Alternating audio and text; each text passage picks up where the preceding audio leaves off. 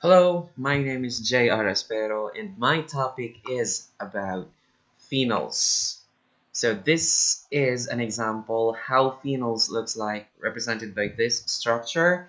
So this one is like a hexagon shape and it has lines inside that represents that this hexagon shape or this compound is a double bond compound. Now, talking about this hexagon shape, this is a benzene ring. So this is phenyl originally, but there is a OH directly attached to this benzene ring or phenyl. That's why it became phenols. So there's a what you call a suffix. So from phenyl, it changed into phenol. So this ols here, the suffix ols represents the alcohol or the OH or hydroxyl group directly attached to this benzene ring. So this is phenol hydroxyl group attached to the benzene ring, which is represented by OH, this one right here. It is directly attached to the benzene ring. And the benzene ring is this one. This hexagon shape is the benzene ring. And this is a double bond compound containing carbon because you know, the reason why it is double bond because of these lines inside the benzene ring. And it's called phenol. What is really phenols? So stay tuned so we can learn more about phenols. Aromatic compounds contains one or more hydroxyl groups directly attached with carbon of benzene ring are called phenols. The simplest phenol is carbolic acid, so this is C6H5OH, represented by this chemical structure. In talking about the physical properties of phenols, the simplest phenols are liquids or low melting solids. Because of hydrogen bonding, they have quite high boiling points. Also, phenol itself is somewhat soluble in water. So, according to my research, it's 9 gram per 100 gram of water. So, presumably, because of hydrogen bonding with the water, most other phenols are essentially insoluble in water. Phenols themselves are colorless. They are easily oxidized unless carefully purified. Many phenols are colored by oxidation products. So let's go to the nomenclature of phenols. So it's like how we are going to name different types of phenols. So we have here the first example is the simplest type or form of phenol is represented by this benzene ring and it has an hydroxyl group directly attached to this benzene ring. So it has OH and it has this benzene ring. So this is what we call phenol. Now the second example, we have also another benzene ring here, but we have two hydroxyl group attached directly to the benzene ring. The first one is here and then the second one is right here. So it is named as 1,2-dihydroxybenzene, or it is also called O-hydroxyl phenol or catechol. The next example here, we have another benzene ring here and we have two hydroxyl group attached to the benzene ring, and this one is called 1,3-dihydroxybenzene, or it is M-hydroxyl phenol or resorcinol. And then the third example here, we have two hydroxyl group attached directly to the benzene ring, and this one is called 1,4-dihydroxybenzene or p-hydroxyl phenol or hydroquinone. Now it's kind of confusing about these names, but don't worry because we will dig deeper on how are we going to, or what are the steps, or what are the considerations that we need to take before we give these names. In giving names of phenols or different types of phenols, we always follow the IUPAC system. Well, IUPAC system or IUPAC has a literal meaning of the International Union of Pure and Applied Chemistry. So this is the international body that represents chemistry and related sciences and technology. Also, the IUPAC nomenclature is the standardized name given to the organic compounds using official naming rules.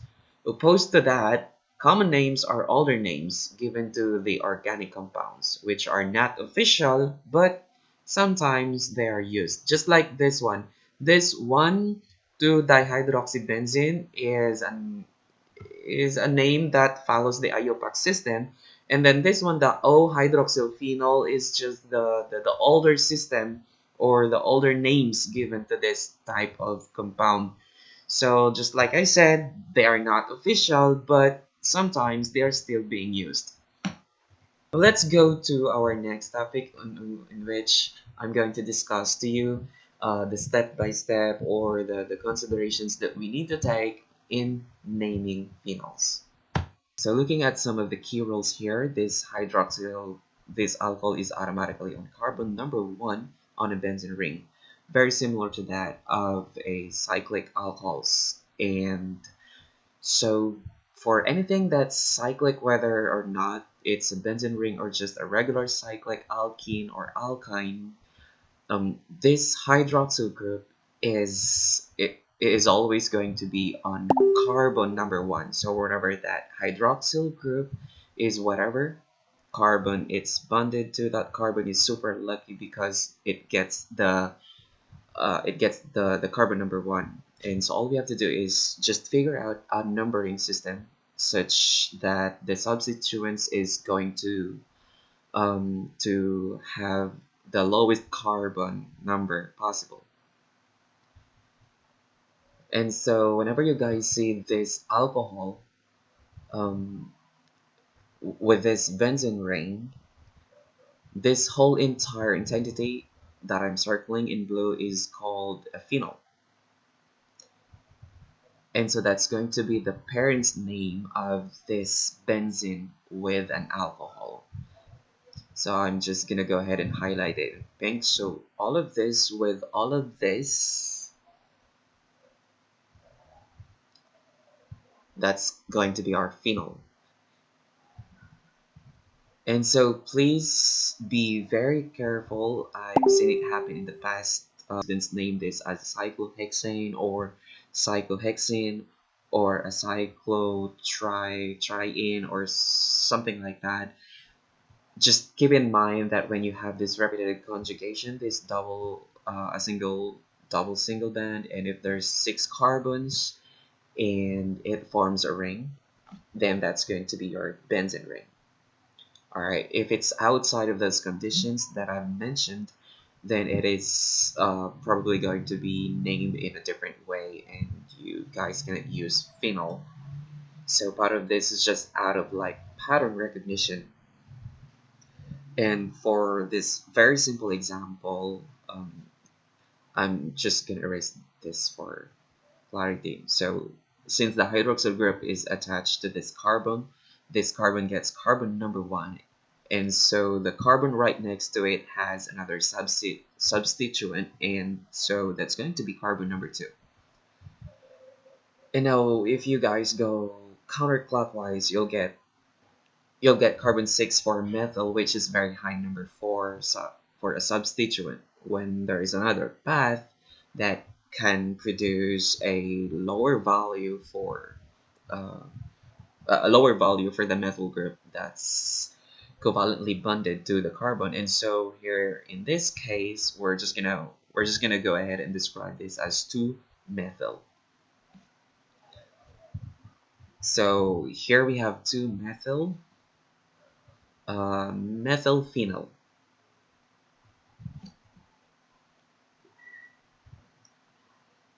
Here, since this is carbon number 1, and here once again we have that phenol. Okay.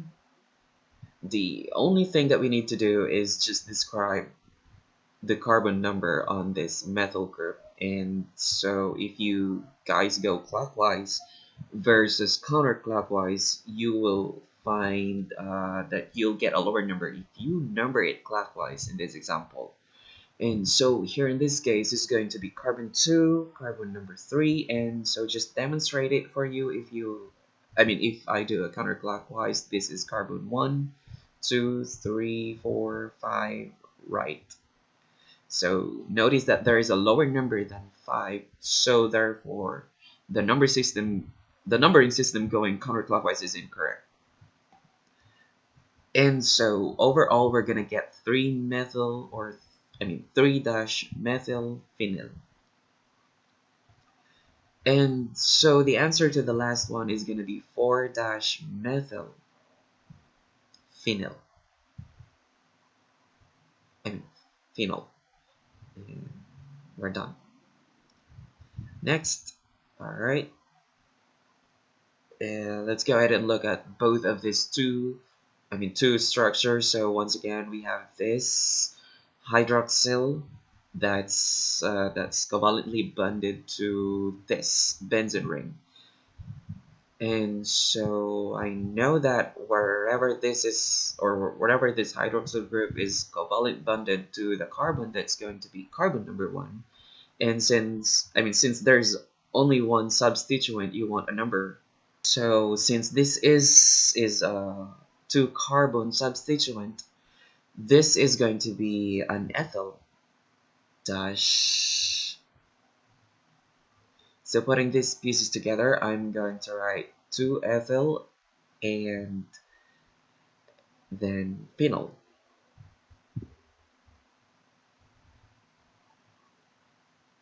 So let's go ahead and take a look at this next example. Once again, I see my phenol right here. And I know this is carbon number 1, and so notice how this molecule, if I were to like cut it in half, looks very symmetrical. And so if you guys fall upon that situation and that tells you that your numbering system is going to be the same if your substituents are symmetrical with respect to each other. So in this case, it doesn't matter if you do it clockwise or counterclockwise. So I'll just do it counterclockwise just because 1, 2, 3, 4, 5, 6. Now, if you guys do it clockwise, you will find the same numbering system applies. And so for this example, since I have a phenol, I'm just gonna go ahead and write my parent name down. And I have 3 chlorine groups, and so I have chlorine on the 2nd carbon, the 6th carbon, and the 4th carbon. So what I'm gonna do is I'm going to combine all these chlorines together, and I'm gonna say 2, 4, 6 dash trichloro phenol. Oh, hold on. Okay, and since this is a letter, I mean letter to a letter, I'm gonna go ahead and just combine both of these words into one word. Oh, so this is 2, 4, 6 dash trichlorophenol. All right. And so hopefully by going through these simple examples, they kind of refreshes your memory on how to name alcohols on benzene rings.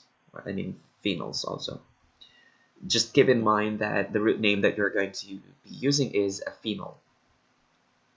Next is where do we use phenols? So we have medicals, explosives, and additives. Uses of phenol. So number 1, we have for the preparation of phenol formaldehyde resins.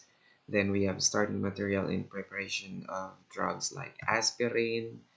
And number 3, starting material in the preparation of phenolphthalein and several other dyes.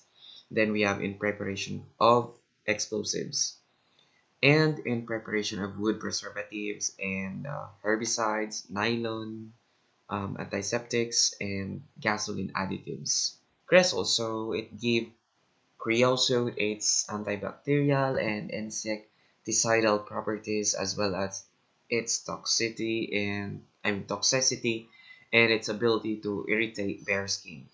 Creosoles can be used in preparations of phenol formaldehyde resins.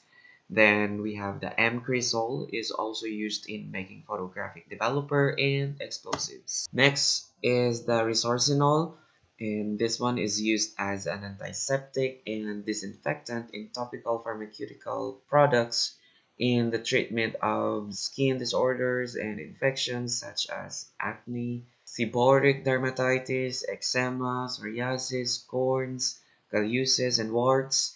It exerts a keratolytic activity. Resorcinol works by helping to remove hard, scaly, or rough skin. So as you can see, this is the chemical or the benzene structure of this resorcinol as the phenol. So it has two hydroxyl group attached to the benzene ring. And thank you so much for listening.